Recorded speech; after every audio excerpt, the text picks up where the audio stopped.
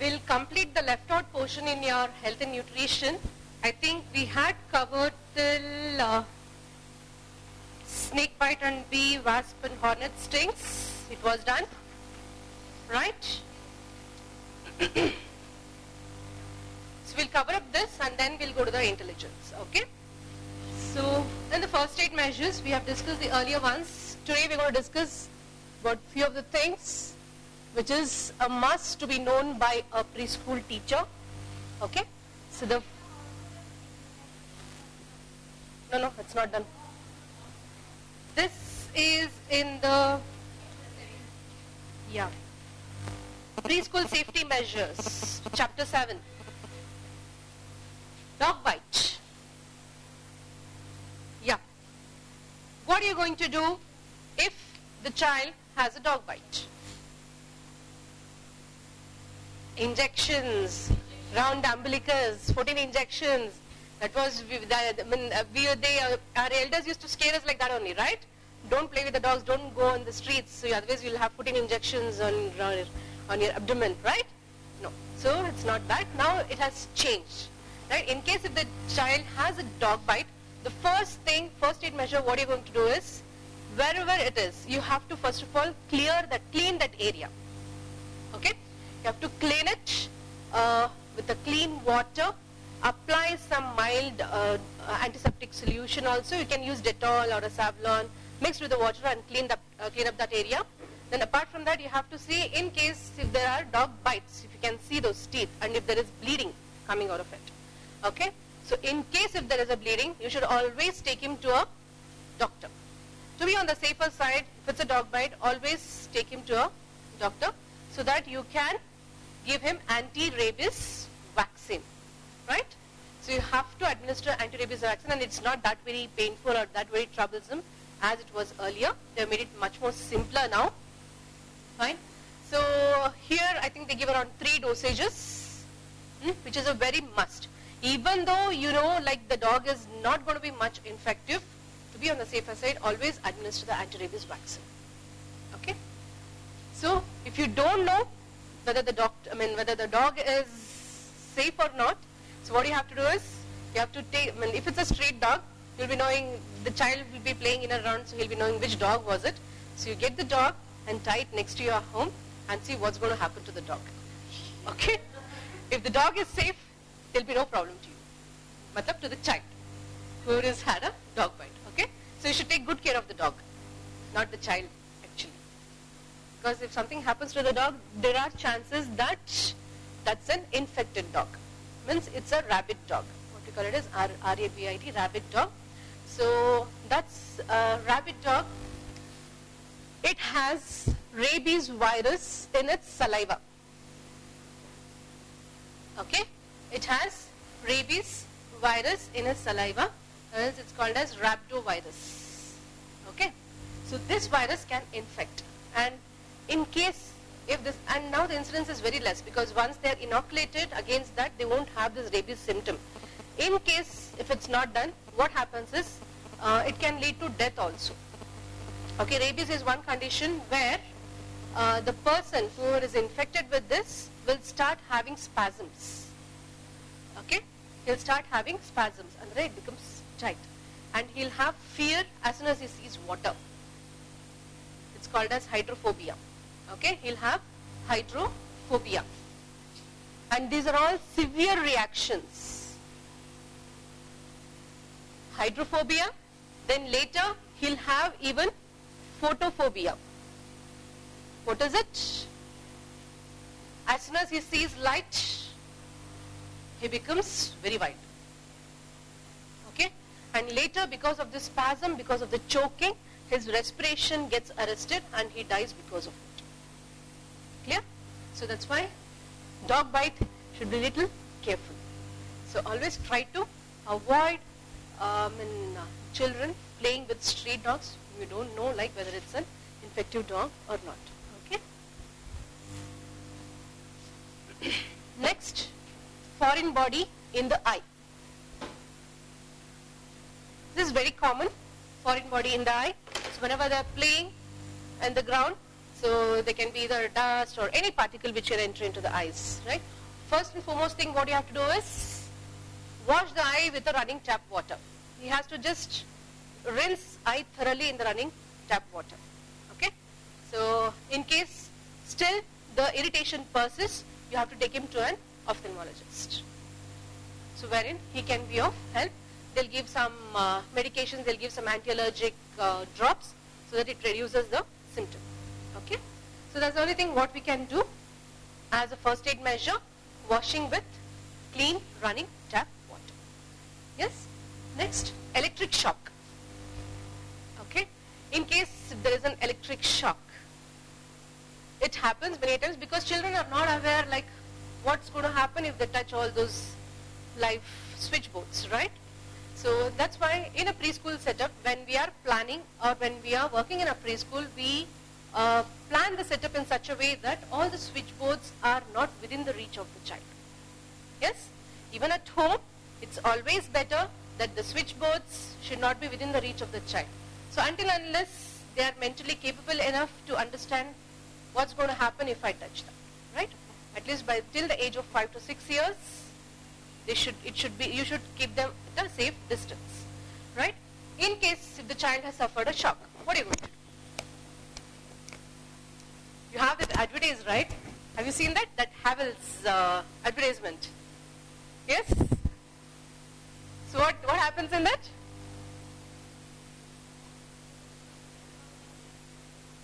Yeah, you have to switch off the main. So in that Havells, that's a very good advertisement. You know? I really like that advertisement. So the maid, she goes, she touches the broomsticks. This guy, he tries to pull her out, but he also gets a shock, and wife will come and just misunderstands, okay, something is going on wrong over there. She also comes and she does. So lastly what the child does, he comes and, no, he takes the stick and, okay, so what's happening there? You're breaking the chain. Yes. Okay, in case if there is a shock, first and foremost thing what you have to do is you have to switch off the mains. Right? You have to switch off the mains. So in case if the mains is not there within the reach, what are you going to do immediately? Anything, any wood item, wood particle, whatever is there, you have to go and just no, wood is the best insulator. Okay? So you have to use wood. Okay? So that chain you'll have to break. Clear? So even then, the child is still not conscious. So what are you going to do? First aid, you have to tell me the first aid. Hospital though, yes, later. First aid, what are you going to do? No water. Any unconscious person, you are not going to offer any drinks orally, nothing. First and foremost, bring the child to an environment where it is more ventilated, more spacious, so that at least he can breathe, and check whether he is breathing or not. Okay? You'll have to check whether he is breathing or not. In case, if it's of a high voltage, there are chances that the child can die. So why usually there is a death because of a shock? Any person, either it can happen to an adult also. Why it happens? Any idea? Why there is death because of shock? Electric shock. Because when you are touching, that electrical signals, even in our body, we all have electrical signals, right? All our neurons, I told you, it's all electrical signals which passes impulses from one area to the other. So in case if there is a shock, so that's a high intensity voltage which is traveling onto your body, right? So with that what happens? It travels so fast that it travels through your heart. Goes grounded through your heart. So your heart suddenly stops beating. Because it's a very high voltage. Of course our heart beats because of the voltage only. Okay? It has its own current system. But that's very mild. According to our requirement, it beats. Because heart rhythm starts only because of that voltage. We call it as an AV potential. Okay? That's called as SA node, wherein the electrical signals pass on to the entire heart and it beats as a whole. But here in this case what happens is there is a high voltage which passes through the heart. And your heart suddenly stops beating. And if the heart stops beating, for more than 1 or 2 minutes, obviously you know what's going to happen, right? All your vital structures are deprived of the blood supply, and totally there's going to be an arrest. If the heart stops beating, it's done. Person is gone, right? So that's how a death occurs in an electrical shock. So that's one thing. What you're going to do is bringing to a comfortable area. So in case if he's not responding, you see like if there is no heartbeat, start the CPR. What is that CPR? CPR, it's cardiopulmonary resuscitation. I had discussed in the last class, right? Cardiopulmonary resuscitation, you have to start immediately, right? And immediately call for an help. Immediately call an ambulance, shift him to the nearest hospital, whichever is available. Okay? Don't wait for hi-fi hospitals. Whichever is the nearest center to that area, you have to shift him over there. That's the only thing what you can do. In case if the child is unconscious, sometimes they'll be only semi-conscious, so that's okay. They'll take a little time. So once he is able to respond, once in case if he asks that he wants water or something, then you can offer him water. Okay? Never you are going to give water to any person who is unconscious.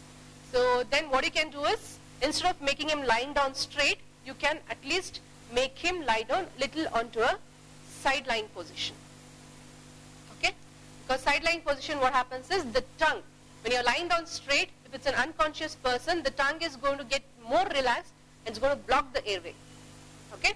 If you turn the patient towards either right or left, any side, no problem. Either right or left, the tongue is also going to shift. That's not going to block the airway. Clear? So always, if it's an unconscious person, if you are sure that there are no fractures in the neck or a vertebral column, you have to turn him to a side, give some support at the back, either a pillow or whatever it's available, give some support so that he maintains in that position. Okay, that thing you'll have to do. Clear? Yes? So this first aid we are going to give for any person, either a child or an adult, if he has suffered with an electrical shock. If it's a high voltage shock, can't do anything, there will be an instant death. Next, fainting. So fainting is almost similar. The first aid what we are going to give is almost similar what I have discussed now. But fainting can happen because of many reasons.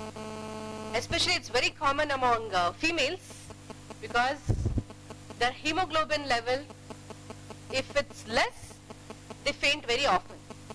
Because the blood stores, the blood reserves are less. Okay? So, and apart from that, fainting can happen even on a very sunny day.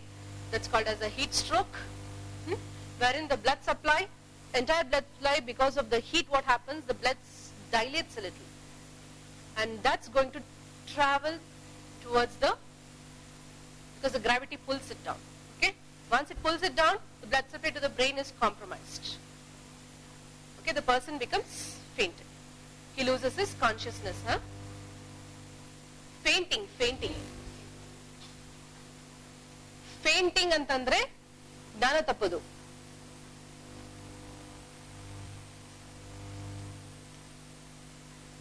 बेहोश होना. ठीक है? तो किस लिए होता है? Because of the any fainting is because of a compromise to the blood supply to your brain. Even if there is a compromise for a minute also, the person will feel dizzy. Okay? Dizzy or giddiness, it's one and the same. So first aid what we are going to do is similar one, what I told you. You are making the person first lie down. In this fainting, if it's because of a heat stroke or something else, what you're going to do is, you're always going to elevate the foot end. Foot end matlab, in case if the patient is lying down on a cot, so if this is the head side and if this is the leg side, you're going to elevate this a little. Okay? And here also, side lying position. Why you're elevating is to aid the blood circulation to go towards the brain side. Because maintaining the vitality of the vital structure is our main aim than blood supply to the other areas of the body. Because once the vital structures are restored, the others will come back. Okay? So that's why you should always elevate the foot end of the bed. And you're not going to give anything orally till the patient asks for. Right? Okay. Next, clear about this? Next, nose bleeding.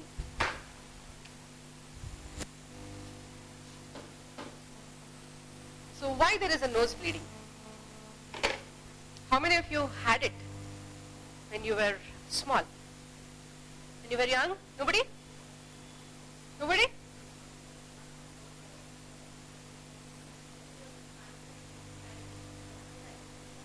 It's too much in summertime. Why? Heat, because of the heat. No blood pressure. There will be no changes in the blood pressure or anything because of, that will not lead to the nose bleeding. That's a different thing. That's a different thing what you're telling. Because of high BP, because if there are any blood vessels which are ruptured, then they'll have. Okay, that's a different thing. That's totally different. Here, normal nose bleeding, children of up to even 6 years of age, it's very common in summer. Okay? Why? Because in summer what happens? Because of the heat, the blood dilates a little and the blood vessels dilate a little. Okay? The blood vessels which carry the blood dilate a little, and within the age of 6 years, their structures are not that fully developed. They have more spaces here. Okay, they have more spaces. That's why what happens, because of the increase in the width of the blood vessel, it comes as the nose bleeding. It's not like some vessel has ruptured over there. Okay, it's just because of the dilution of the blood that's oozing out. And it stops within 1 or 2 minutes. So you have to give some cold packs, it stops. Or make them lie down and give some cold packs. Even if you don't make them lie down also, it will stop. Okay? But they usually make them sit on a chair and elevate his head and all, so that's not required. If you give a little cold pack, it stops. Because cold pack, what happens is, it constricts the blood vessel. Heat dilates and cold pack constricts the blood vessel. So once there is a constriction, automatically the blood which is oozing out will stop. Clear? Okay. So that we are going to do for the nose bleeding. So lastly, in this, fractures. And this nose bleeding, it's not a serious issue. It stops by itself by the age of 8 to 10 years. By the time they become 10 years, it stops by itself. I used to have a lot of nose bleeding when I was very young. So by the age of 8 to 9 years, it stopped completely. Yeah? Sun. Yes, that's only because of the dilation of the blood vessels. Okay? Yeah. Fractures. So fractures can happen anywhere. It's very common in small children. Yeah? Hand and legs are most vulnerable. Yes? So, okay. What are you going to do in case if there is a fracture to a child? And fractures are also of different kinds. Okay? So, simply, in a simpler term to classify it, we have 2 types. One is open type and one is closed type. Okay? Open type is the one wherein you can see the bone which is protruding out of the fracture site. So that's called as an open type fracture. Okay? You have one more which is called as a closed fracture. Closed fracture matlab skin is intact but there is a fracture within. So how to make out a difference between a closed fracture and open fracture? Open fracture, obviously you can see, can come to a conclusion that there is a fracture. Closed fracture, you will have swelling in the area. Okay, there will be immediate swelling in closed fracture. Immediately you will have a swelling, excruciating pain. They will have severe pain. They will have severe pain and they can't move the arm wherever the fracture is. We are going to take an example of an arm now. Okay? They can't move the arm. They come like this. Right? So then, in case if the person is not allowing him to move, in case if you see a swelling, okay, and if there is a tenderness matlab little bit of heat. When you feel little bit of heat. So that means the blood has oozed out and there is a gap somewhere in the bone. So that means it could be either it could be a minor fracture or a major fracture. Either it could be a single fracture or a multiple fracture. Okay. So that depends on, I think once you take an X-ray, you will come to know where all the fracture is. Okay. But in children, it's very easy to treat fractures because their recovery is very good. It's faster and there will be almost complete recovery because their bones are cartilaginous in nature. Okay, that means it's like we have, as I told you, I think you remember that any organ in our body or any structure in our body, it's always has a covering. Okay, if this is a bone, okay, so this is the hardest structure in the body, you know that, always you have a covering to this, okay, which is called as the periosteum. It's called as the periosteum, and this is the bone. So any break in this, what's going to happen is this periosteum, and if it's a child, these bones are not fully developed because it's a growing bone. So you have growing ends on either side, it keeps growing. And there, this periosteum and the bone structure, whatever is there, it's like if you bend a stick which is dry, you can make out the difference if it's a stick which is dry or if it is a fresh. If it's a fresh stick, what happens? It's not going to give way very fast, right? It doesn't break. It's still connected. Its fibers are still connected. It's the same fashion here also. The periosteum which is covering, it's still connected. It doesn't break very easily. Okay? So since it doesn't break very easily, it is very easy for the healing process to occur, to happen. So why it happens very fast is because the fibers are still connected. Okay? So that's why it covers up the area very fast. And there will be a total healing also. I mean, there will be no deformed healing as such. But in case of adults, it's just an example of a dry stick. If you break, it breaks easily because the bones are totally developed. Okay? And it becomes more solid. It becomes more solid, it's totally dry, it breaks up easily. So in case of an adult, there could be some problems during the healing process because the healing takes place, it doesn't take place in an even fashion. Okay? Because everything is because of the blood supply. The blood supply may be a little more here. Obviously, blood supply should be more for the healing process. So sometimes what happens, whatever this extra bone is there, no, it might remain there itself. So that can cause some problems. But in children, it usually resolves completely. Okay? So that's why healing is also faster. If it takes around 6 weeks for healing in an adult of the same bone fracture, in a child it might take only 3 to 4 weeks. Fine? Only immobilization is the best procedure. Sometimes they go for operation. Usually surgery is the last resort in children. In case if it's unavoidable only, they go for a surgery. Otherwise they just immobilize it with a plaster cast. Okay? So any doubts about this? And please don't take them to any facts like who do all this setting for this fracture, putting a coin and all those things, because if the bone is not healed properly, later in adulthood he'll have a lot of problems. Okay? So any doubts? First aid, you can't do anything. So immediately if you have a fracture, you have to just immobilize that part. Because you can't do anything, right? So you have to immobilize the part and take him to an outpatient. That's eyes only to reduce the swelling and to make him more comfortable. That's it. Reduce the pain and reduce the swelling. Immediately any injury, if it's happening either for an adult or a child, you should always apply ice. I told her the same the other day. Okay. So any doubts on this? We're going to wind up with this chapter. We'll start with this psychology chapter, which is intelligence.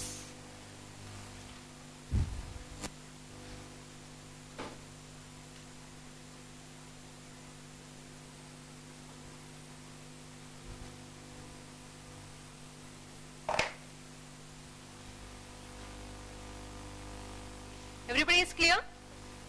Next class we'll do with this immunizations.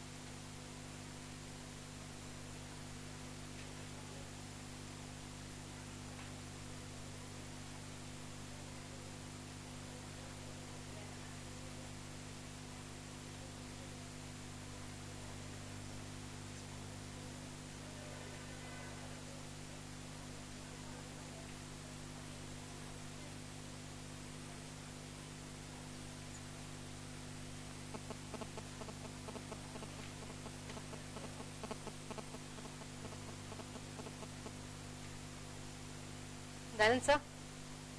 Light off, nobody.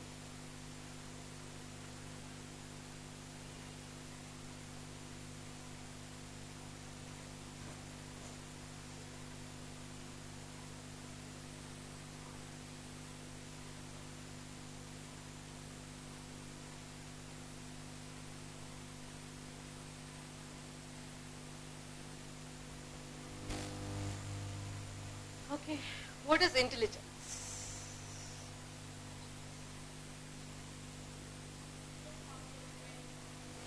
How? How your brain works. Okay, my brain doesn't work properly. Less intelligent? Yeah? Okay, how many of you feel like that?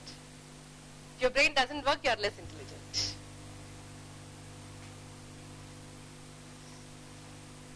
How many of you are intelligent here? You are intelligent? Yes? Yes?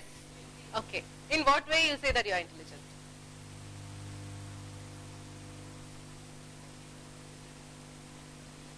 Oh, very good.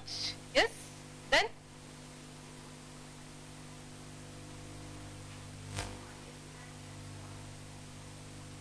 Understand and grasp information. Yes? Intelligence?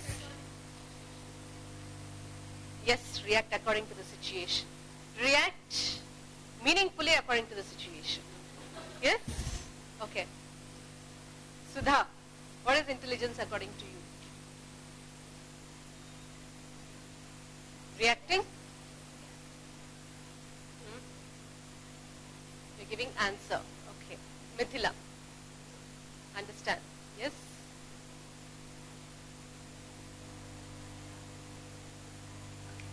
So, then what is your level of intelligence then?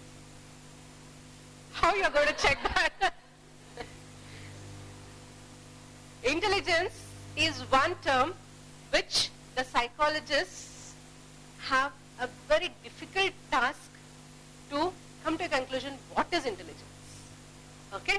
It's a broad term and there are lots and lots and lots of definitions by different thinkers and psychologists about intelligence. Nobody has come to a one conclusion. Okay, in case if this person, and this also depends on the individual. Everybody is not the same, right? But you can't tell them they are not intelligent. They might be intelligent in something else. They might not be intelligent in the academic part, right? Yes? So you can't come to a conclusion keeping one person as a model and say what is intelligence, right? So today we're going to discuss what is intelligence. This is going to be the objective of our today's class. We're going to see what is intelligence. We're going to discuss that. Then how to measure intelligence.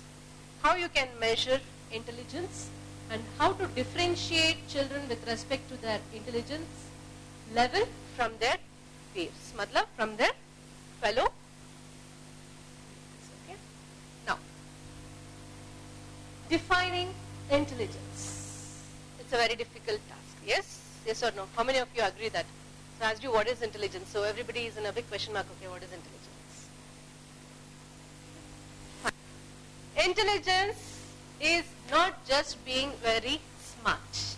We always call he's very smart, he's very intelligent. Huh? Okay? But that person might not be good in something else. Yes? It's not just being very smart but has varied modules which makes it one of the most difficult terms to describe in psychology. So, what makes a person to be tagged as intelligent? So these are opinions of a lot of thinkers and a lot of psychologists. They say if a person is having any of this or all of this or most of this, you can call them as an intelligent person. So what are those? Ability to use logical reasoning. What is logical reasoning? What is logical reasoning? Give me, any one of you can give me one situation and say what is logical reasoning. Just one example and say what's logical reasoning. Who wants to?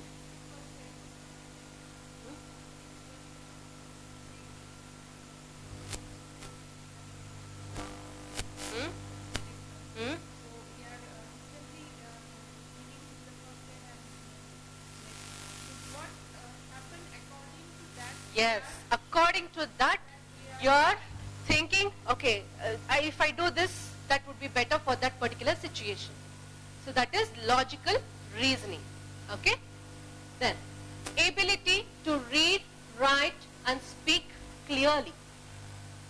If a person can able to read, write and speak clearly, he can also be considered as an intelligent person. You can tag that person as an intelligent person.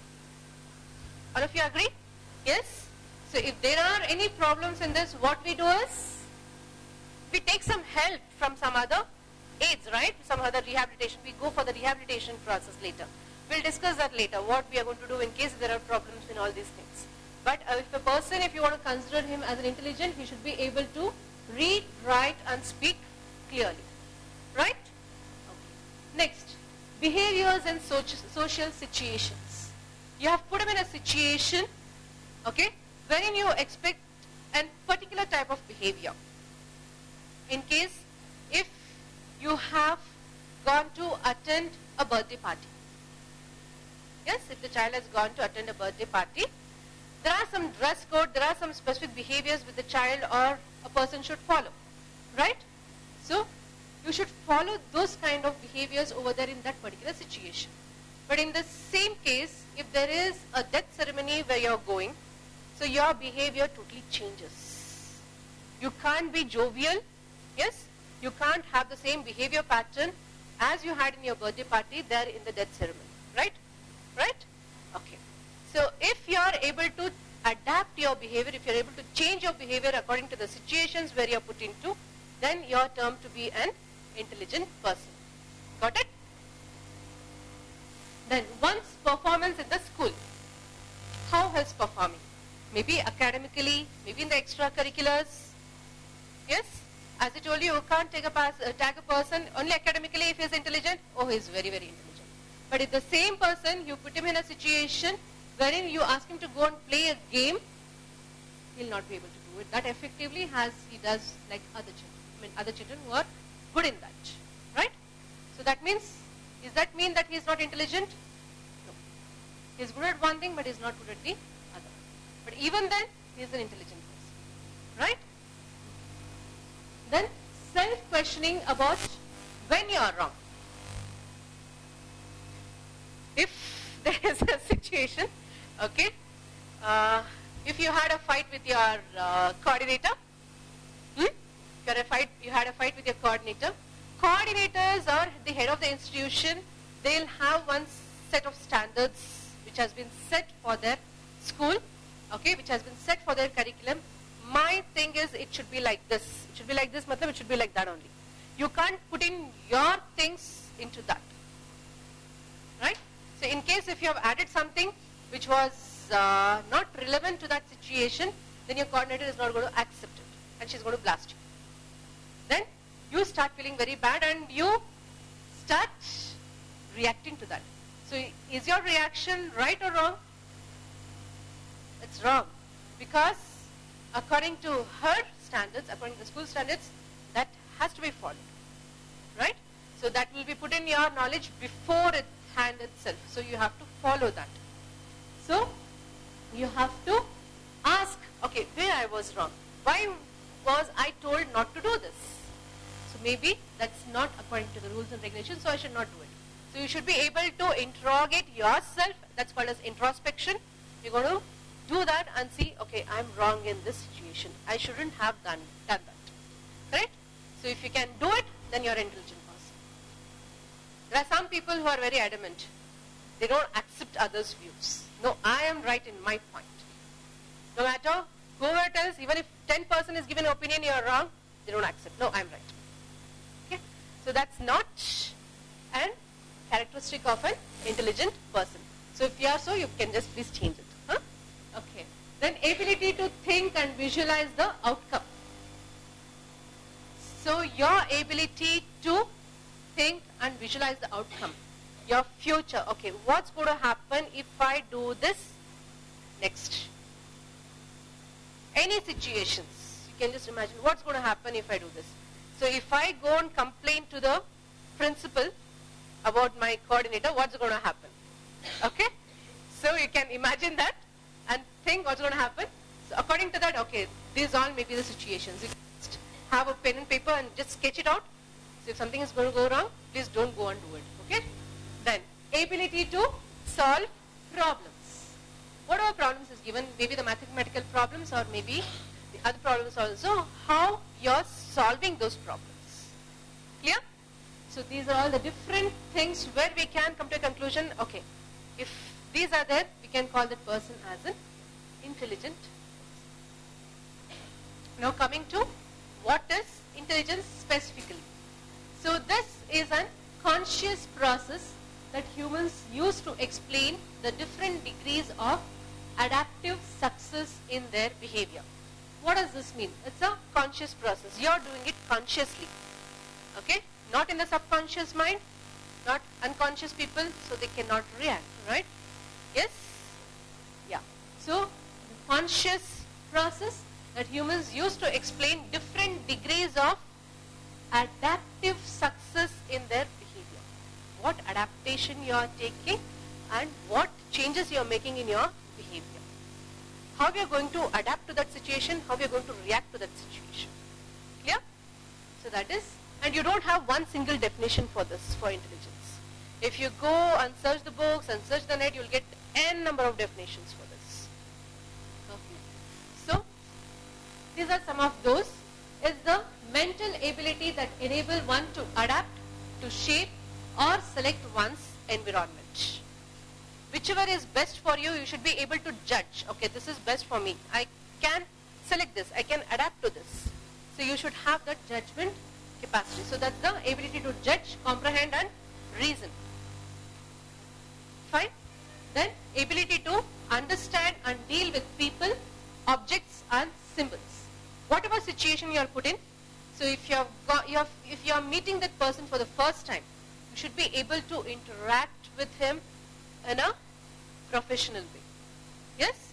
So whenever you should be able to understand and deal with people, objects and symbols, whatever you are given. So if you have got these objects, you are not supposed to throw, right?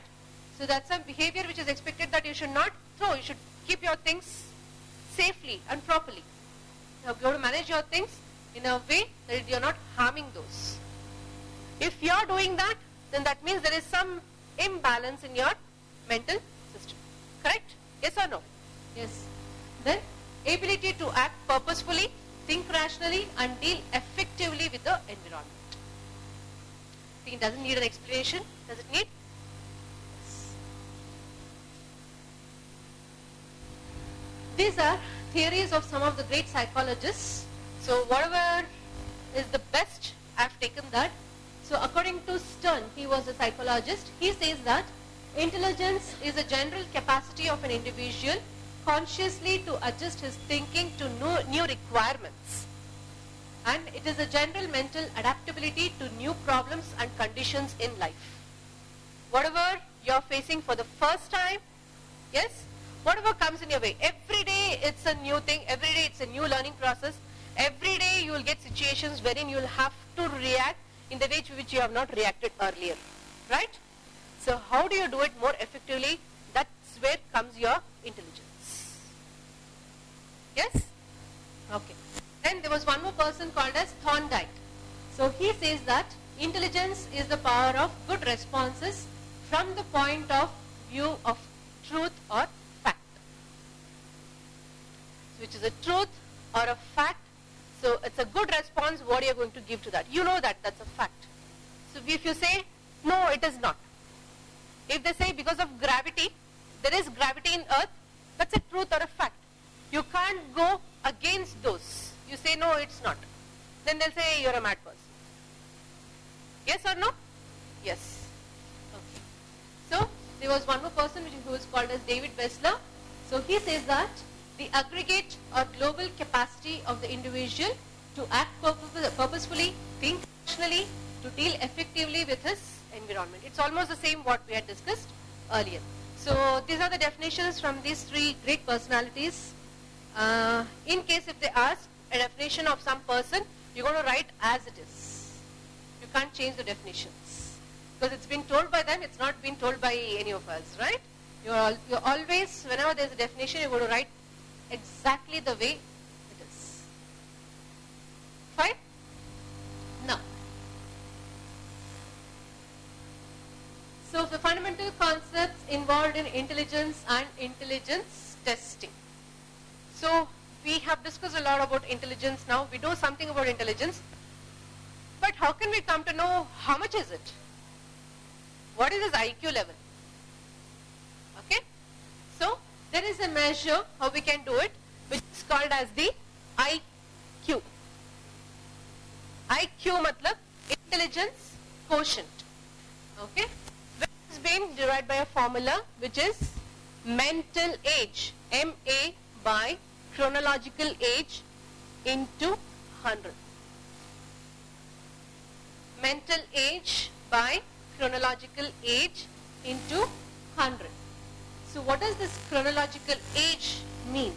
So this means an exact age of that person from birth. Years, days and hours. So the day you are checking his intelligence, if you are checking it today. So today's date is 18 January. Okay, we are checking it at what time? 3 o'clock now. 3 o'clock. What was his birth date? From that day onwards, you are going to calculate his age by month, date, okay, years and hours. So that's his exact age for that time. The day and the time when you are checking his intelligence. Got it? When you are applying the test for what we check the intelligence. We'll discuss that later now. So that is chronological age. It's the exact age of a person. There is something called as mental age. Okay? This mental age term was given by Binet and Simon. Okay? Binet and Simon, they use this mental age term to distinguish between a bright child and a dull child. Who is very bright and who is very dull. So you should know why this child is bright or why this child is dull. Okay? So they framed few of the tests and they came to a conclusion of a mental age. They termed this as mental age. That is his mentally how much he is matured enough. Got it? Mentally how much he is matured enough. So this refers to the mental maturity of a person corresponding to his level of performance in an intelligence test irrespective of his chronological age. Here we are not considering his chronological age, irrespective, whatever he is. If we are performing a test for a 6-year-old child, okay? For a 6-year-old child, we have specific tests which is expected that a normal child should easily complete those tasks. Okay? All these tests, whatever is available in the market, it's all tested on normal individuals, it's all tested before and then they apply it to these people. If anyone comes, okay, if you have a child in your class whom you feel that the IQ test has to be done for this child. So if you feel that the IQ test has to be done, there could be some problem with the child, only then you have come to a conclusion that, okay, IQ test has to be done, right? In case if there is a problem only, you go for that, right? So according to that age group, they frame the test. It's already available, okay, they frame the test. So here, he has given one example. If a person is of 7 years old and he is able to score satisfactorily on a test meant for a child of 10 years old, then his mental age is 10. What does this mean? He is a 7-year-old child, but he is able to successfully complete the test which was designed for a 10-year-old child. His mental age is 10, matlab he is mentally more mature. Okay? He is mentally more mature. You can't consider him as he is not intelligent. He is normal, he is more than normal. He is above average. Got it? Okay. So, and when the scores of a given intelligence test are put in the mental age scores, we get the age scale and the maximum age is 19 to 20 years. Okay, anyway, we'll forget about that. In case if the same person, same child of 7-year-old, he was not able to complete the task which was designed for a 3-year-old. Okay? He is not able to complete the task which was designed for a 3-year-old. Then that means his mental age is of 3-year-old. Matlab, he is not matured. His IQ is very, very low than expected. they do this test, and there are different tests which we are going to discuss now to get this mental age. Mental age can't be derived just like that, how we do it as a chronological age. That's very easy, you can know, right? Just ask his date of birth, his hours and whatever you're doing, so that you put it on there. Okay? Mental age, you have different scores for this according to the test what you're going to select. Means according to the battery or according to the test which you're going to select, which are available in the market. And it goes like none of them select the same tool. There could be different tools with the psychologists. They'll have one standard tool for measurement or measuring the mental age. They're going to go according to that. There'll be different points mentioned in that. So for example, if he completes a task of building a block, for that there'll be a particular point. What time he has done, whether he did it in one attempt or he took a lot of attempts for that. So there are different grades in that. Okay? According to that, they're going to do it. Mental age is usually calculated by a psychologist or a psychiatrist or a medical personnel. So we can't do it. Okay? But if you are trained in that, you can. Clear? Okay. So once you get the mental age and once you get the chronological age, you can put it in this formula. You get the IQ of that person. Okay? You get the IQ of that person. Into 100, it's only for the percentage conversion. What is the percentage of IQ? Okay. There's something called as basal age. So this is that age of a child with reference to his chronological age where he can solve all questions in a given test. And the basal age helps in calculating the mental age of the child.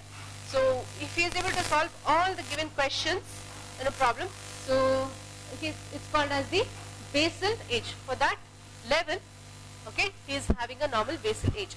And there is a calculation for this. Mental age is equal to basal age plus partial credits. There are some credit system what they follow. Okay. For this also you have specific tests to do. Clear? So this is about the IQ. How do you get an IQ of a person? So here formula is mental age by chronological age into 100. Mental age has to be calculated using different tests which we are going to discuss now. And chronological age is his exact age at that time of when you are doing the test. Next. So this is the same. Roughly around 2/3 of children will have an IQ between 85 and 115. So this is the range. They'll have an IQ between 85 to 115. And approximately 95% will have scores between 70 to 130. Okay? 70 to 130. That's the normal range. Now, coming to the measurement of intelligence. So, how do you measure that? Means how you are going to get his mental age? Okay? This is it. We have different kinds of tests available. The first thing, you have different variants in this. First one is classified as the individual test, wherein obviously you are going to give it to that one single person. That's why it's called as an individual test. And group test, wherein you are giving a task to a specified set of a group. Okay, that's a group test. And you have other tests based on their form, like verbal or language test. Here, it's a paper pencil test, and this can be administered only to literate population. Means who know to read and write. Because paper pencil test you can't give to an illiterate. Okay? So that's one limitation of this test. And you have one more thing which is called as the non-verbal or non-language test. Here, we give a specific set of manipulatives or the materials to manipulate, and there are some specific outcomes expectation. This should be the outcome. Okay? So, and here you need not use the language. You are just only guiding him how to do it, what to do. Fine? So you can use the language or you need not use the language. It's not necessary. And there is no need of any paper pencil here. Next is the performance test. Here it's again non-verbal. Non-verbal matlab there is no need of any language. So anybody you can administer this test who is not even who is not illiterate also can administer all these, both the tests for non-verbal and non-language, or the performance test. Here you're grading how he is performing that task. Here they give either the block building or cube construction or fit the blocks in the hole and picture completion. These are the normal playthings what we usually give to the child, right? When he is in the classroom setup, we ask him to build a block. So even at home, when the child is small, we give that pyramid. To build the pyramid, build the block. If the child is doing it by the age of 2 years, the child should be successful. He should successfully complete the block building. Okay? So those are the milestones. He should successfully complete block building. He should successfully fit the blocks in the hole. He has to match where it exactly fits in, and he has to fit it in the hole. And picture completion, all this should be attained by that year, by that age. Okay? Clear? Any doubts? Now, there are few tests which are available. So the first one is the Stanford Binet IQ test. This was the person who found out his mental age, and this test measures the things that are necessary for the school success. Here, understanding and using language, memory, ability to follow instruction, and computational skills are tested. So what are we are testing in this? His language, memory, ability to follow instructions, and computational skills. And this Binet test is of age graded items. Okay? It's a set of age graded items. Here, according to that specific age only, they form the test and they give the test. You can't give the test for a 2-year-old to a 5-year-old. Okay? Or a 5-year-old test, a child who can do it in a 5-year-old, you can't give it to a 2-year-old. So age graded tests are given here. Almost all the psychometric analysis or the psychometric test, it's all age graded. Okay, now? Then we have adaptive testing. Here, determine the age level of most advanced items that a child could consistently answer correctly.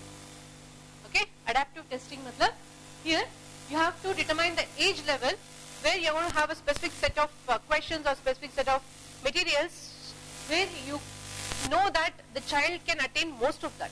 He can solve most of that. You are going to give those. And children whose mental age equal their actual chronological age were to be considered of regular intelligence.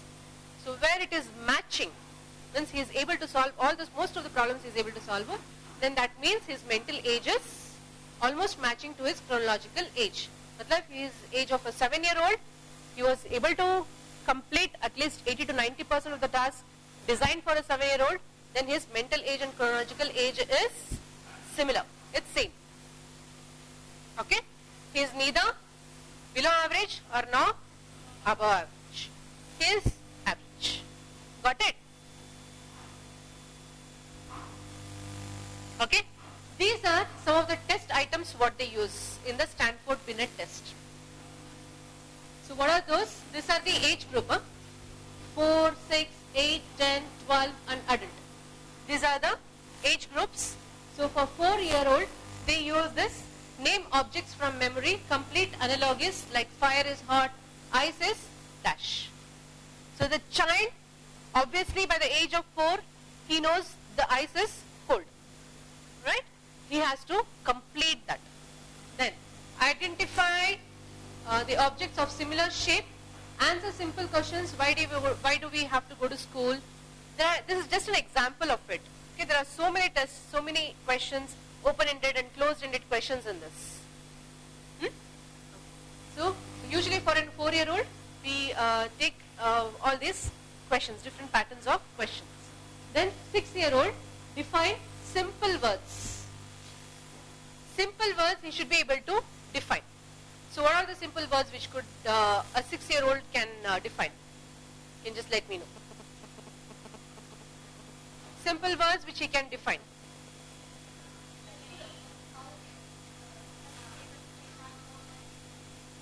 Yeah. Simple words he should be able to define. Okay. For example, if you say speed. Okay. Speed he should be able to define. Okay. Speed matlab which goes very fast. So what all goes fast? Bus goes fast, train goes fast, aeroplane goes fast. Yes. So you should be able to define those words. Then explain differences. What is the difference between a fish and a horse? So he should be easily able to answer to this question, right? So a 6-year-old, yes, definitely he'll be able to answer if he is having a normal intelligence. If his mental activities are normal. Then identify the missing parts of a picture, count out objects. If you give a picture and the missing parts of the picture, he should be able to identify. And he should be able to count out the objects. How much of an object if you have those games like you have around 10 items in a tray, okay? He should have it in his memory. You'll show it for 10 seconds, then close it, and at least he should be able to recall as many objects as possible. Okay? That he should be able to do. Then by the age of 8, we give them answer questions about a simple story. You're going to give a story and ask him questions according to that, regarding that story. So this usually they do it in the first standard or the second standard or even the third standard. They have one small paragraph. Okay, they frame questions on those paragraphs. Yes, they should be able to pick up the answers, relevant answers from those paragraph and answer. That the child is expected to do it correctly. Yes, all of you are getting it, na? Okay. Then explain similarities and differences among objects and how to handle certain situations like finding a stray puppy. He should be able to explain the similarity and differences among objects. If you have given him few sets of objects, he should be able to tell, okay, what are the similarities in these objects, what are the differences in those objects. If you see those newspapers, you get that. Find out 6 differences. Okay, that he should be able to solve. Even the minutest of the things he should be able to grasp. Puzzles also. By this age, they should be able to solve all the simple puzzles, and they can even go for a complex one also by this age, by the age of 8 and 10. Okay. Now, by the age of 10, define more difficult words, give explanations about why people should be quiet in a library, yes, and list as many words as possible and repeat 6-digit numbers. With this, they have taken to a normal average IQ. So usually, if he's having good intelligence, he'll be much more at par than this, right? Yes? Yeah. Then identify more difficult verbal and picture absurdities. Then repeat 5-digit numbers in reverse order. Define abstract words and fill in a missing word in a sentence. It becomes a little more to the next level in this. Okay? Then with an adult, you have to supply several missing words for incomplete sentences. Should be able to repeat 6-digit numbers in reverse order. Then create a sentence using several unrelated words and describe similarities between concepts. These are all expected by the age of, if he is an adult, maybe if he is 15 plus or 16 plus, he should be able to complete all this task. In case, if all these are not achieved according to that age, they consider that his mental age is less, and these people will not be a probable candidate for a normal school. Okay? If they are able to do this only, they can be sent to a normal school. Otherwise, you have special schools for these people. They might be considered as, then next comes the next level.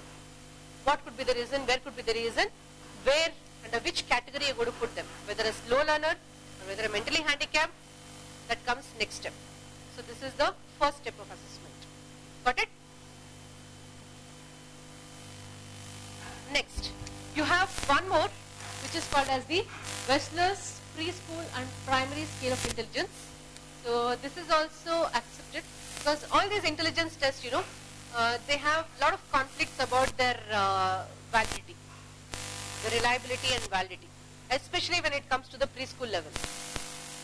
Because preschool age is that kind of an age where the child is not that very matured enough. He is in a playful mood. Okay? You can't come to a conclusion just doing the test, all these tests, like he is not at par with his intelligence. You can't come to a conclusion. Okay? So that's where it becomes little difficult to analyze these tests in a preschool level.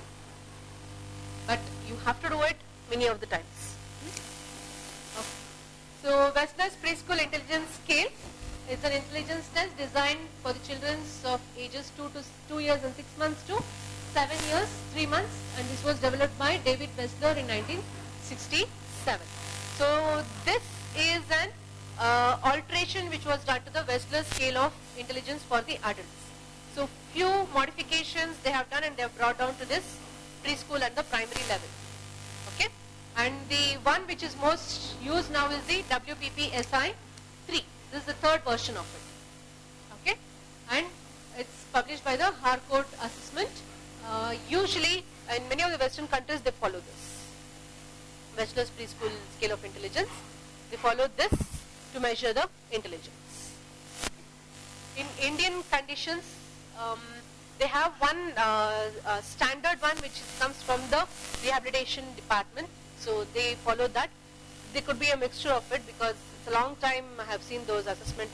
I had one copy of it, but I don't have it now. Okay. So, but they don't follow. Many of the tests would be included in that also. Okay. Yeah. Then this provides subtest and composite score that represent the intellectual functioning in verbal and performance cognitive domains, as well as providing a composite score that represents a child's general intellectual ability. Here you have lot of subtests. Okay, in this Wessler's preschool scale of intelligence, you have lot of subtests which you apply to the child and come and measure his intelligence. Okay, and yeah, and this, as I told you, some studies show that this Wessler scale of intelligence, especially for the pre-KG level, is unreliable. Okay, and their results may vary widely. It is widely, it's not widely. Okay, with various factors such as retesting, practice, test administrator, time, and place. So there are a lot of variance in this. So that's why they say it's not that very reliable, because it again depends on the child's mood. Child's mood, administrator, how well he is able to convince the child. Okay, so everything matters a lot in this. Okay, so there are some of the subtests. There are around 14 subtests in this. So these are some of the activities what they give. First is the block design. Here you have a constructed model or a picture in a stimulus book. The child uses 1 or 2 colored blocks to recreate the design with specified time limit. So you have a specific set of block which they give, and the child is expected to match it and form a block design. Okay, so that's the first subtest what we give. Then information. So for picture items, the child responds to question by choosing a picture from 4 response options. For verbal items, the child answers question that addresses a broad range of general knowledge topics. Here, okay, there will be 4 response options. Like, for example, you have a dog. The dog is eating a bone. Okay, you have that picture which has been shown to the child, and the child will be given 4 options. Dog is eating bone, dog is eating candy, dog is playing, something like that. All those 4 responses they'll give. The child has to choose the correct one, what the dog is doing.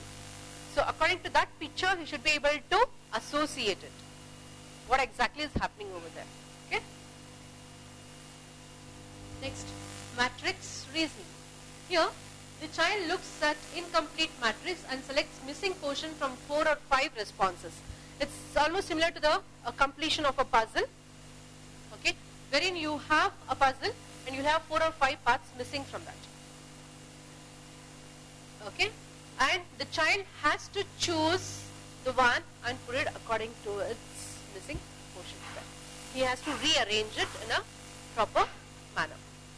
Fine, that's matrix reasoning. Here, it takes a lot of mental processing for a child to analyze it. Okay, which is the right one? Right? It starts from the simpler aspect to a complex one. The child should be easily able to do this. Should be able to arrange it. Then the vocabulary. So for picture items, the child names pictures that are displayed in a stimulus book, and for verbal items, the child gives definitions of words that the examiner reads aloud. Here your testing is vocabulary. So for picture items, the child names the pictures that are displayed. So if it's an apple, if you're displaying an apple, you're not going to say it. The child should say it's an apple. Okay? And if it's a verbal item, the child should give the definition of that apple. Okay? A for apple. A-P-P-L-E. If he is 4-year or 5-year-old, should even say the spelling. Got it? Then, picture concepts. The child is presented with 2 or 3 rows of pictures and chooses the one picture from each row to form a group with a common characteristic. So there will be 3 rows of picture, and he has to choose the one which is having the same characteristic. So the pictures will be framed in such a way, okay, one would be similar to that. The one which is been given to match it. Clear? Next, symbol search. Here, the child scans a search group and indicates whether a target symbol matches any of the symbols in the search group. So there will be a lot of symbols which they use, and child will be given one task, so wherein he has to match the symbols which has already been provided to him. Okay? Next, word reasoning. Here the child is asked to identify the common concept being described in a series of increasingly specific clues. So word reasoning. This is a little difficult task. Okay? Here the child is asked to identify the common concept being described in a series of increasing specific clues. So here you are going to have a set of pictures or a set of situation where it should be like in a series. What's going to happen next? Okay? So for example, if it's a rain, if we take an example of the rain. So if you are applying it for a 6-year-old or a 7-year-old, they'll be knowing that concept. Okay, the sun will be shining bright, so the water vapors goes, and that goes to the cloud, and that forms a cloud, and then again it's come back. You should be able to put it in an order, in a series. This is just one simple example. So they might take even a simpler one also, because this might be a little difficult for the child to understand. Next, coding. Here, the child copies symbols that are paired with simple geometric shapes, and using a key, the child draws each symbol in its corresponding shape. So they will give a different set of geometrical shapes. The child is expected to copy those symbols. Okay? For example, if you have given a symbol of, okay, if you have given a symbol of this, if you have given a symbol of this, if you have given a symbol of this, if you have given a symbol of an arrow, the child should be able to copy this exactly the same. Okay? Then, comprehension. So the child answers question based on his or her understanding of general principles and social situation. You are allowing the child to speak and see how well he is able to comprehend himself. Okay? According to a particular situation. If you ask him, okay, if I give you an apple and if there are, will you share it with your sister? Some situation I want to create like that and ask what he is going to do. Okay? So that way they do this. Then lastly, picture completion. Here the child views a picture and then points to or names the important missing part. So there will be a missing part. The child is going to point out and say, okay, this part is missing in this picture. You're going to remove one part and you're going to expect the child to say which part has been removed from that picture. Okay? Then similarities. The child is made to read an incomplete sentence containing 2 concepts that share a common characteristic. The child is asked to complete the sentence by providing a response that reflects the shared characteristic. It's almost the same. You want to give him he has to come out with the similarities with what is there. You want to give him a situation wherein he has to come out with the similarities. He should be able to match. Okay, this is also same, this is also same. Okay, that he should be able to do. So that means he is logically able to think and reason out. Okay, then receptive vocabulary.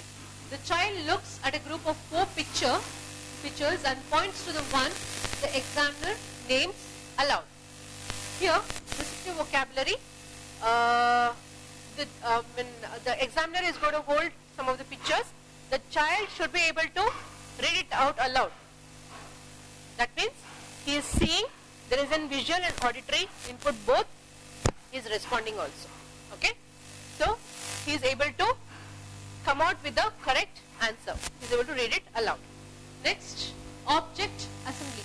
The child is presented with the pieces of puzzle in a standard arrangement and fits the pieces together to form a meaningful whole within 90 seconds. This game everybody plays usually. Okay? You have all assorted things, so he has to quickly rearrange it within 90 seconds. Here you are giving him a time limit. Okay? He has to do it within those 90 seconds. Right? So it becomes little difficult task for a mentally challenged child. Then picture naming. Here the child names pictures that are displayed in a stimulus book. Okay, there will be a book which will be presented to the child. So he should be able to name all those pictures which are presented in those stimulus book. Okay, clear? These are the 14 subtests which are used in the Wessler's preschool intelligence scale. Okay, and scoring. So how do we do this? Now we have completed with the test, so we have to do the scoring. Okay, as I told you, there are specific scorings which will be given for those tests. The graded wise, what time, and there will be specific format itself will be different. These are just the ones which we are giving. So this format will be totally different when it comes to the assessment part. Okay. So here you will be measuring the verbal and the performance IQ score as well as the full scale IQ. And in addition, the processing speed quotient, known as the processing speed index. As I told you, the time what he is taking. All those matters here a lot. And this can be derived for children aged 4 to 7.3, and a general language composite can be determined for child in both age bands of 2 years, 6 months to 3 years, 11 months, and 4 years to 7 years, 3 months. Okay? So you can get a general language composite. Fine? And children in the age group of 2 years, 6 months and 3 years, 11 months age band are administered only the 5 of these subtests. You have to choose. As I told you, there are few difficult tasks which the child cannot do. So that they are going to skip. So here, between this age group, they are going to select only 5. So which are those? Receptive vocabulary, block design, information, object assembly, picture naming. They are going to take only these 5 subtests for that age group. And this is the score what you get. In case if the child has scored, that is only the mental age. You are going to calculate with the chronological age. Okay? Whatever score you have got in the mental age by applying these tests, that you are going to calculate with the chronological age and get a percentage out of it. Okay? So, according to that, if it is below 69, the child is considered to be extremely low. Means his IQ level is extremely low.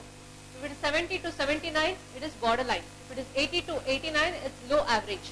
If it is 90 to 109, it is average. If it is 110 to 119, it is high average. And if it is 120 to 129, it is superior. 130 plus is very superior. IQ scores. Yeah. This is got after calculating the mental age, whatever you have got. Yeah, from the test. Mental age by chronological age. Okay. These are the scores what you have got after calculating using this formula. This is the IQ what you have got. And in the Wessler scale, if it is below 69, extremely low. That means these children they have very low IQ. So, what does this test indicate? That means child is having some problem. He cannot be accommodated effectively to the normal school environment. That is what we are going to do, right? That is our basic aim behind doing this IQ test. Yes or no? Yes. Okay. So if it is borderline, 70 to 79, so what are the interventions we can do? There are some specific interventions which we can do. So this becomes as an assessment tool. So this becomes an tool wherein we have to do some interventions. We have to modify our teaching or modify our pattern of deliverance, right? Okay. Clear with this? So there is something again called as COGAT test. So there is a third one commonly used. First one was the Stanford Binet test. Okay, that is not that very popular for the preschool level. Stanford Binet IQ test. Okay, Wessler's preschool, yeah, many times they use it. Wessler's preschool intelligence scale. COGAT test is an important one. Okay, here they measure the cognitive development of the child. What do I mean by cognitive? Thinking and the reasoning abilities of a person, right? So COGAT test, so it appraises the level and pattern of cognitive development from kindergarten through the grade 12. So this test can be applied for kids between kindergarten till grade 12. Okay, and this test measures both general and specific reasoning abilities. General and specific reasoning abilities. We'll discuss later what all we are going to apply in these tests, using these tests. And these abilities are assessed in 3 COGAT batteries. So that means the verbal, quantitative and non-verbal batteries. Batteries matlab 3 areas, that's it. Okay. So whenever we are going to apply on this, we are going to use the pattern of either verbal test, we are going to use the pattern of either quantitative test or non-verbal batteries. Clear? And each is represented by 2 or 3 different reasoning tasks. We are not giving a single task. We are going to give at least 2 or 3 different tasks. Clear? Okay. And this is applied to a group. Wessler's can be applied to an individual. Okay? Wessler's is an individual test. This is a group test. And cognitive abilities test measures the developed abilities but not the innate abilities. Innate abilities matlab which is inborn, which is already there in him since birth, but we are not measuring that. We are measuring whatever he has achieved or whatever he has learned. Okay? So we are only measuring that in this COGAT test, whatever he has learned. Clear? So these are some of the COGAT tests what we use. Many of the tests are almost similar to what we teach a preschool child. What we have in our textbooks, what we give them as a worksheet. Okay? So many of tests are similar to that. So these are the ones which we usually use. There are only a few examples. There are many more things which we can do. So once you come across all this, you can also frame what all we can give. So firstly, this is for the thinking and the reasoning skills. All of you are alert, na? How many of you are not alert? Okay. So thinking and reasoning skills. You want to give this worksheet to the child and you want to give him an instruction. You want to draw a line touching only the blue colors in this. He should not touch anywhere else. He should not cross anywhere else. Okay, he should not go piercing through any of the other structures which are present over there, any of the other shapes which are present over there. Okay, he has to complete it in a pattern where he is not touching any other color. Clear? A normal child might do this. Yes? But in case the child is having some problem, he might go like this. Okay, something like this. He is crossing over the other colors. Expected is he should follow the instruction what has been given to him, that he should not touch any other colors. He should only draw a line between the blue colors. A normal child can do it, but in case if there is a child with a problem, he will not be able to. So even though this looks very simple, because we can't give difficult task for a preschool child, you have to select such kind of task itself. Next one. So identifying lines. So this is a straight line, this is a curved line, this is straight under curved line. You want to give him some set of numbers or letters, okay, and ask him where are the straight lines and where are the curved lines. So you have to ask him whether this is having only straight line or a curved line. Straight line. So this is having straight line and a curved line, right? Okay. So I think the IQ level, huh? Compromise here? No, no? Okay. Fine. This is curved line. Here, straight line. Here, here, both curved and straight. Yes? So since you're all in your senses, you're all having your normal senses and normal IQ, you are able to answer it very easily. But a child, in case if he is suffering from a problem, he will not be able to answer it properly. Okay? Because that reasoning, that justification, he will not be able to do. Clear? Next. This is a little difficult task for a child. Okay? Why is it difficult? Is see they have given instruction, look at each face above, then find its unfinished picture below. Use a pencil to draw in all the missing parts. So here, this one has got interchanged. Yes? This one has got interchanged. So the round one has gone to the other side. The square one has shifted this side. So a child usually what he does? He'll copy the same. Okay? But if he is having a normal IQ, if he has understood what he has to do, he will not do that. So it's a square here, I have to color blue. So this also I have to complete it as a square. Okay? The mouth, which is the arrow and inverted, I have to put like this. The child will logically think, he'll reason it out and he'll do it. Okay? Most of them will miss this out. Okay? They'll be very happy. Oh, this I know, it's very easy. So they'll get stuck in this. Next, visual skills. Here, he has to find the matching picture. Why is it difficult is for a visual skills, to check the visual skill. This is just a plain square with an A, an extended A, but underneath you have some extra fittings over there, right? The child, if he is having some visual problems, he literally gets confused. Okay? He literally gets confused where the one which I can match over there on top. So he will not get, and he will not have an idea what to do. Okay? Then, similar way, this one also, this is a little bit more complicated than this. So he should know, okay, whether this is matching or this is matching or this is matching or this is matching.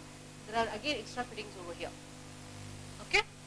So it becomes a little difficult task for a visually compromised child. Next. So this is a sequencing. Yes?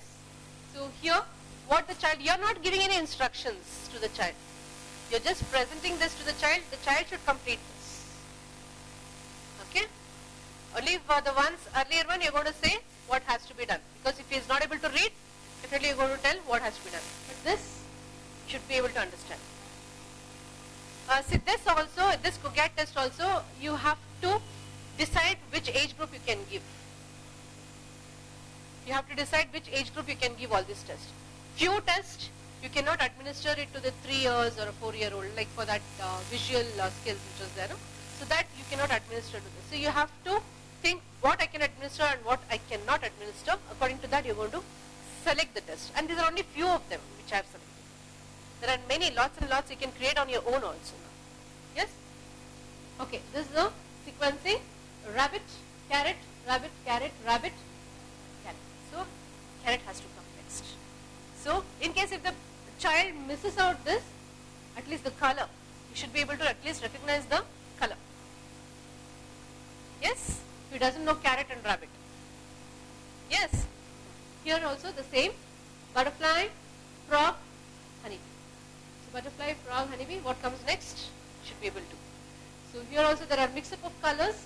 Sometimes he might get confused. Okay, there is one extra fitting over there. What to do with that? Okay, you get confused.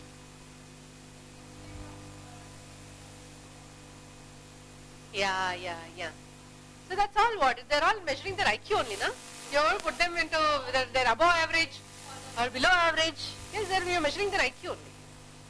Got it? So, reading. Here comes the reading part. So, can you find me? What is this? Fireman, fish and fox. Begin with the same sound.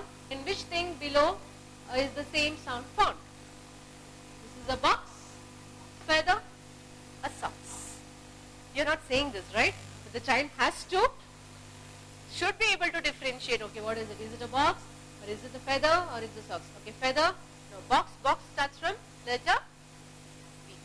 So kids who do not have a normal IQ will find it very difficult. Okay, same sound they're telling. So letter F makes a sound, right? So where is it? Feather. So you should be able to circle it out. Okay, got it? Next. So this is called as the associative reasoning activities. What we call it as a riddle, right? So we usually play it as a game. When we were all very young, we used to play it as a game. So okay, there are few examples which they have given here. I am down near the ground and I start with a T. I am part of a foot.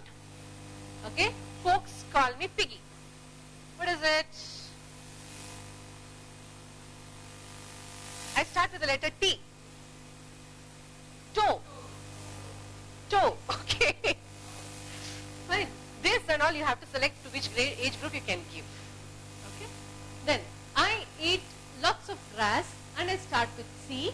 The milk in your lunch all begin with me. Who am I? Cow. Okay. Then I start with T. That's my railroad. I may say chew. And I do not have a cold. So who am I? Train. Okay. The child should be able to associate. Why is this called as associative reasoning activity? Here he is associating the letter C. He is associating that what eats grass, what gives milk. Okay. What is that animal? So that's a cow. Okay.